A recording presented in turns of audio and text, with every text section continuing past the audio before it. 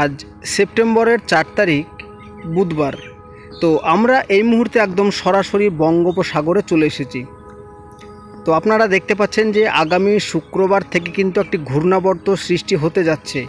তো এই ঘূর্ণাবর্ত আগামী শনিবার নাগাদ চরম একটা গভীর নিম্নচাপে পরিণত হবে এবং প্রাথমিকভাবে যেটা আমরা দেখতে পাচ্ছি যে আপাতত ভুবনেশ্বরের কাছে কিন্তু এটা ঘুরপাক খাচ্ছে। তো পরবর্তী টাইমে এই নিম্নচাপ বা ঘূর্ণাবর্ত আমাদের দক্ষিণবঙ্গের উপকূল বা বাংলাদেশের উপকূল কোন উপকূলে আঘাত হানবে সেটা এখন দেখার বিষয়।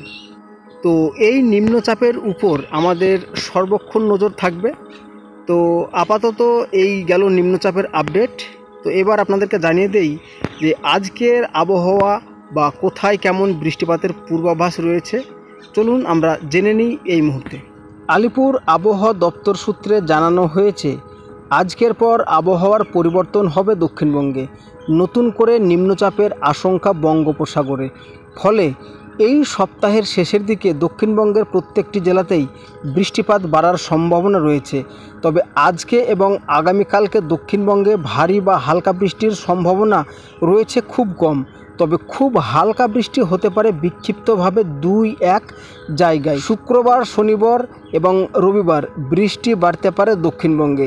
তবে কাল বৃহস্পতিবার বজ্র বিদ্যুৎ সহ বৃষ্টির সম্ভাবনা বাড়বে উত্তর ও দক্ষিণ 24 পরগনা, পূর্ব ও পশ্চিম বর্ধমান, বীরভূম, মুর্শিদাবাদ এবং নদিয়াতে। তবে আপনাদেরকে বলে রাখি আগামীকাল বৃহস্পতিবার উত্তর 24 পরগনা, দক্ষিণ 24 পরগনা, পূর্ব ও পশ্চিম বর্ধমান, বীরভূম, মুর্শিদাবাদ, নদিয়াতে বিক্ষিপ্তভাবে বজ্র বিদ্যুৎ সহ বৃষ্টিপাতের সম্ভাবনা রয়েছে। চলে আসি উত্তরবঙ্গে। তো আজ বুধবার বৃষ্টি বাড়তে পারে উত্তরবঙ্গে। বুধবার ও বৃহস্পতিবার দার্জিলিং সহ পার্বত্য এলাকায় বেশ কয়েকটি জেলাতে বেশ কিছু এলাকায় ভারী বৃষ্টির সম্ভাবনা রয়েছে।